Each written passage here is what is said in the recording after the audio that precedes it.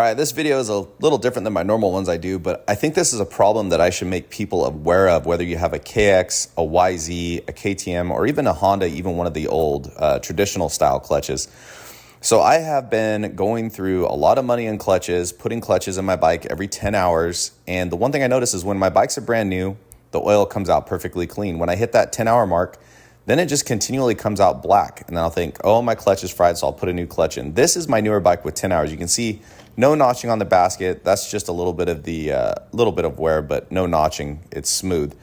And I'm right here, what I'm doing is I'm trying to move the inner hub. And so this one right at 10 hours is starting to feel like it has a slight slipping clutch, but there's really not that much movement. So what I'm doing is I'm trying to see if the rubber dampers are worn out.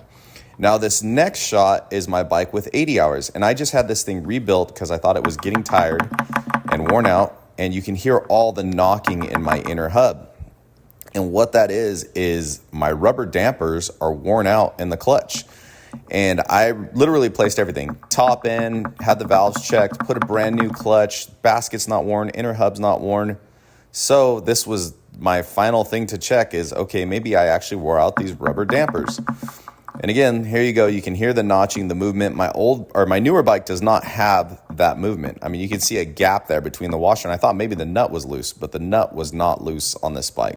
Okay, so these are the rubber dampers that are inside the hub, and you can see mine are shot. Those are supposed to be solid. Those cracks and ridges and blown out pieces there, that explains why my oil was coming out black. And it wasn't primarily because of the rubber pieces. It's also because of all the movement in my hub. So my plates and my steel plates, my fiber plates, my hub, everything's just chattering against one another.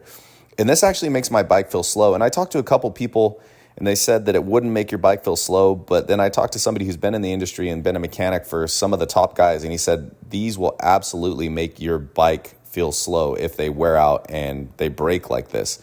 So I'm pretty stoked that I finally figured this problem out, because all my bikes for the last 5 years, after they get some time on them, they just never feel the same again. Put a new clutch, put a new top end, they just never feel the same. So I think this is a commonly overlooked theme.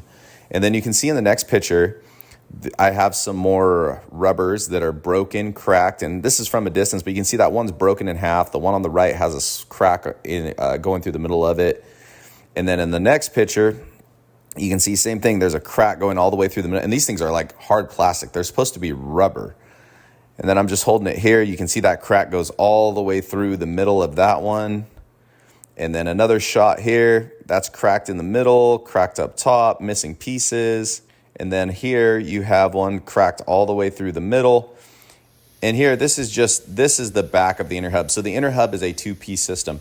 And what I would do is, so if I'm doing this every 10 hours, that means I'm going to have to replace, with this stock system, I'm going to have to replace a clutch, clutch dampers every 10 hours and put in new clutch plates every 10 hours. And so I think what the issue is there's just not enough oil flow with this Yamaha design, and it's getting those dampers too hot.